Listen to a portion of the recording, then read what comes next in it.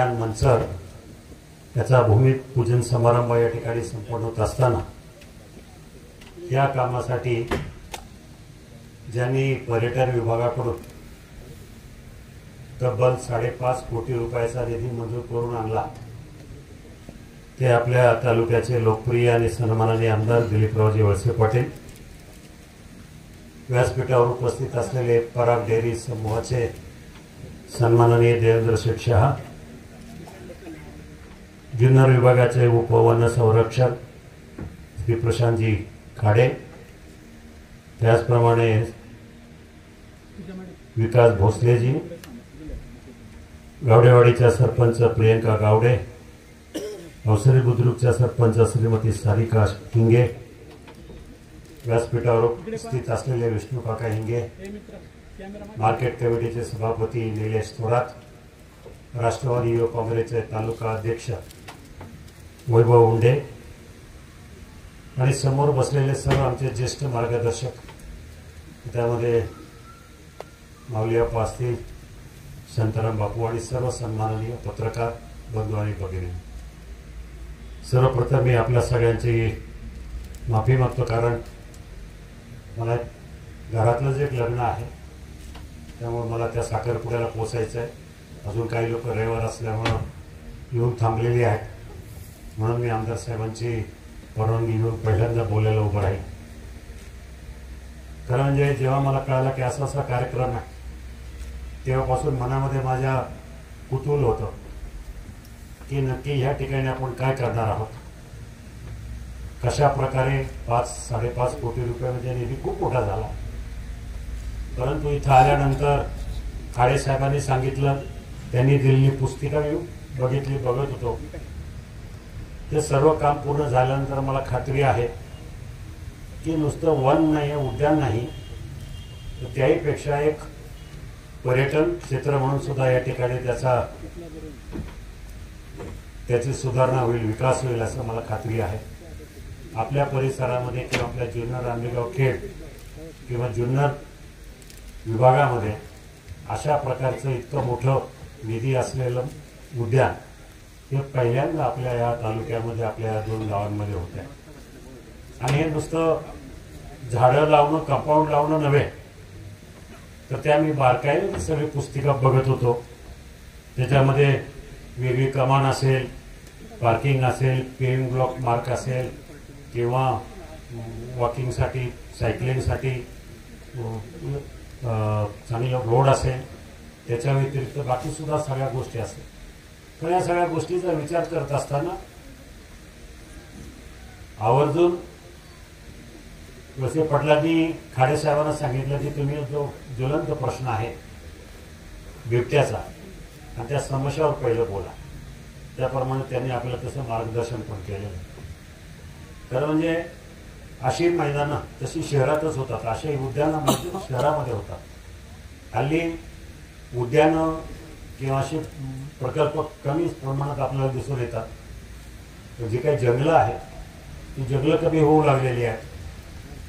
मानवाचं अतिक्रमण जंगलावर व्हायला लागलं आहे. त्यामुळं जंगलामध्ये वास्तव्यास असलेले प्राणी हे खाली लोकवस्तीमध्ये यायला लागले आणि प्रामुख्याने जिथं ऊस जास्त आहे त्या ठिकाणी त्यांचा वास्तव्य वाढायला लागलं आणि म्हणूनच परिणामी अशा प्रकारच्या हानी, मनुष्यहानी व्हायला लागलेल्या. हे सगळं जर झालं असलं तरी बऱ्याचशा लोकांना वाटतं की एखाद्याचा बळी गेला तर सगळा दोष लोकप्रतिनिधी आणि फॉरेस्टमध्ये काम करणाऱ्या अधिकाऱ्यांवर. पण वस्तुस्थिती तशी नाही. अधिकारी सुद्धा त्यांच्या परीनं जीवाचं रान करून प्रयत्न करतात किंवा त्यांना कसं जेरबंद करता येईल किंवा कशा प्रकारे त्याला अटकाव करता येईल. आज विचार करा, जवळजवळ 1200 ते 1500-2000 बिबटे हे आपल्या 4 तालुक्यामध्ये. पूर्वी ही संख्या मला आठवते, जेव्हा मी पहिल्यांदा खासदार झालो 2004-05ला फक्त 85 ते 90 बिबटे होते. 20 वर्षापूर्वी फक्त 90 बिबटे होते आपल्या परिक्षेत्रामध्ये 4 तालुक्यामध्ये.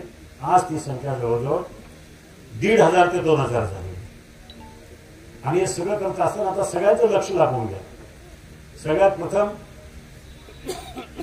दिलीपराव वळसे पाटील यांनी आम्ही एक पहिली बैठक घेतली. ज्या वेळेला त्या रोहनचा मृत्यू झाला ती मंत्रालयामध्ये वनमंत्र्यांच्या उपस्थितीमध्ये बैठक घेतली. तातडीनं काही निर्णय ऑन द टेबल घेण्यात आले. आता आपण जे म्हणालात की ते बिबट्याचं काय झालं, बिबटे कमी. आज जवळजवळ 200 बिबट्यासाठी पैसे मंजूर करून त्याची ऑर्डर पण केलेली आहे. बिबट्याचे पिंजरे काय असे रेडी नसतात किंवा ट्रॅक्टरला रेडी उचलला शोरूममधून आणला तसं काही नसतं. बिबटे त्याचं पिंजरे बनवायला सुद्धा वेळ लागतो. त्याप्रमाणे जसे जसे येतात महिन्याला 10-15 बिबटे येण्याची गती जरी असली तर ते लवकर वाढवेल. अजून त्या विभागाला सूचना केल्यात आल्या की एकाच सप्लायरकडनं करण्यापेक्षा 4 सप्लायरकडनं करा. तो दुसरा एक महत्वाचा निर्णय घेण्यात आला की ज्या गोष्टी ह्यापूर्वी कधी घडल्या नव्हत्या. जो नरभक्षक बिबट्या होता त्याला दिसता क्षणी गोळी घालण्याचे आदेश, स्पेशल आदेश वरून मिळवण्यात आले. कारण त्या दिवशी मीटिंग आम्ही तिथे घेतली. लोकांना ठीक आहे, राजकारण करणाऱ्यांना राजकारण वाटतं की आम्ही आंदोलनात आलो नाही. आम्ही आंदोलनापेक्षा आंदोलनाचे जे प्रश्न आहेत ते सोडवण्यासाठी आम्ही मुंबईत होतो, ते सोडवण्यासाठी आम्ही धडपड करत होतो. आणि एकाच मिटिंगमध्ये आंदोलनाला हजर न राहता तिथे मिटिंगला हजर राहिलो. जवळजवळ 12 कोटी रुपये वळसे पाटलांच्या उपस्थितीमध्ये वनमंत्र्यांनी त्या ठिकाणी घोषणा केली एका मिटिंगमध्ये. आता मला सांगा, नुसते आंदोलन करत बसणं किंवा त्याच्या पाठीमागचा मूलभूत प्रश्न काय ते सोडवणं हे तेवढंच महत्वाचं आहे. आणि म्हणून ह्या भविष्यकाळामध्ये मला सगळ्यांना विनंती करायची की बाबा ह्या याच्यात राजकारण आणण्यापेक्षा प्रश्न कसे सुटतील या सगळेजण एकत्र या ना. विरोधी पक्ष असतील, सगळे असतील, सगळ्यांनी एकत्र यावं. हा प्रश्न काय तुमच्या माझ्या एकट्याच्या घरातला नाही, सगळ्यांच्या घरातला. म्हणून सगळ्यांनी त्याच्या बाबतीत सहकार्य करणं गरजेचं आहे. आज बघितलं बऱ्याचशा वेळेला अहोरात्र फॉरेस्ट विभागाच्या अधिकारी त्या ठिकाणी काम करतात, त्यांच्यापर्यंत तेवढं करता येईल तेवढं करतात. पण एक महत्वाचा विषय त्या मीटिंगमध्ये घेण्यात आला की हे बिबट्यांचं करायचं काय. संख्या जर एवढी वाढली असेल तर पहिली मीटिंग जी घेतली ती अजितदादा पवारांच्या उपस्थितीमध्ये अजितदादांनी केंद्रीय वनमंत्र्याला फोन लावला तर ते त्यावेळेला साऊथ आफ्रिकेला कुठल्या तरी कॉन्फरन्समध्ये बिझी होते. तिथं मीटिंग मधून बाहेरून त्यांनी फोन घेतला आणि दादांना सांगितलं सगळ्यात आपण बंदोबस्त. अजितदादा ज्या वेळेला वळसे पाटलांना वाटलं की नाही आता हे सगळं गरजेचं आपल्या खूप जशी आलेलं आहे, कुठेतरी त्याचा पर्याय काढला पाहिजे, म्हणून आग्रहानं जे हे मांडलं की बाबा ह्या बिबट्यांना वनताराला तिथं हलवण्याचा प्रयत्न केला पाहिजे. तातडीनं फोनाफोनी झाली. मुख्यमंत्र्यांच्या माध्यमातून फोन करण्यात आले वनताराला.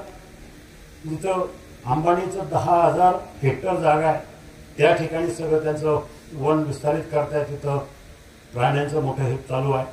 तर त्या ठिकाणी सांगितलं तुमच्याकडे जेवढे बिबटे असतील तेवढे आम्ही घ्यायला तयार. कारण आपल्याला तो मनुष्यांना जर धोका असेल तर मी सुद्धा प्रश्न विचारला होता मुख्य सचिवांना की किती बिबट्यांना पुढच्या 6 महिन्यामध्ये आपली लाईन ऑफ ऍक्शन काय असणार.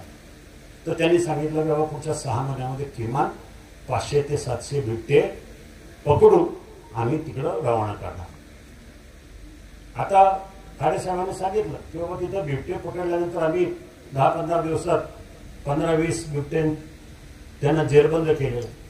मला सगळ्यांचा एकच प्रश्न होता, यापूर्वी सुद्धा एकच प्रश्न होता की प्रथेप्रमाणे आपण बिबटे पकडतो, अवसरीला पकडल्या की लांडवेडे जाऊन सोडायचे, अशी पूर्वीची पद्धत होती. ती पद्धत मला माहिती आहे, मला पूर्ण खात्री आहे की आता त्यांनी बंद केलेली आहे. त्यासाठी रेस्क्यू सेंटर वाढवल्यात. रेस्क्यू सेंटर म्हणजे जिथं निवारा केंद्र बिबट्यांसाठी केलेले आहेत त्याची संख्या वाढवण्यासाठी प्रयत्न चालू आहेत. जागा भरपूर आहे. जुन्नरमध्ये आंबे गावांमध्ये जवळजवळ 150 हेक्टर जागा आहे. त्या ठिकाणी आपल्याला बरंचसं काही करायचं. पण हे सगळं करण्यासाठी जे मूळ वादाचे प्रश्न आहेत त्या प्रश्नावर वळसे पाटलांनी तातडीनं स्वतः जागेवर उभं राहून मुख्यमंत्र्यांकडे विजेचा प्रश्न सोडला. त्याबद्दल मी सांगणार नाही, ते सांगते. पण ह्या बिबट्याशी निगडीत आहे की रात्रीची लाईट आणि दिवसा नाही, यासाठी सुद्धा त्यांनी एक स्पेशल बाब म्हणून या सरकारकडनं काही गोष्टी मंजूर करून घेतल्या. त्याबद्दल त्या करतीलच. परंतु वन विभागानं हे जे काही पाऊल उचललं माझी अशी अपेक्षा आहे की लोक लांबून आले पाहिजे, हे पर्यटन म्हणून आपल्याला इथं आले पाहिजे. त्या पद्धतीनं प्रोफेशनल पद्धतीनं डेव्हलपमेंट केली तर नक्कीच अजून काही ठिकाणी करण्याचे लोकांना ईर्ष्या निर्माण होईल. आज आपण जो चांगला निधीच्या माध्यमातून चांगला प्रकल्प उभा करताय त्यासाठी वन विभागाचं मी मनपूर्वक अभिनंदन करतो. आणि विशेष करून दिलीपरावजी वळसे पाटील यांनी प्रत्येक गोष्ट कुठल्या गावात कुठं काय पाहिजे, कुठल्या खात्याचे निधी कुठून आणला पाहिजे यासाठी त्यांनी जे प्रयत्न करतात त्यांचा सुद्धा मी मनपूर्वक आभार व्यक्त करून या ठिकाणी थांबतो. धन्यवाद.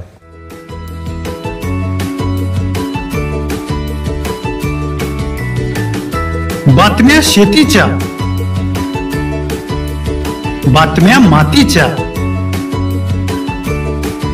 बातम्या अन्यायाच्या, गुन्हेगारीच्या,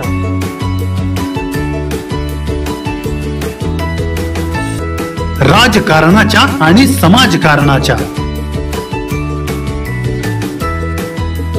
शोषणाविरुद्ध बुलंद आवाज, जनसामान्यांच्या हुंकाराची गाज, सत्कार्याला प्रोत्साहन, दुष्कृत्याला अनुशासन, निर्भीड, निस्पृह, सडेतोड, बेधडक आणि रोखटोक म्हणजेच विघ्नहर टाइम्स. शोध बातमीचा, ध्यास सत्याचा. आपलं चॅनल, आपली बातमी. सबस्क्राईब तर कराच, पण बेल आयकॉनवर क्लिक करायलाही विसरू नका.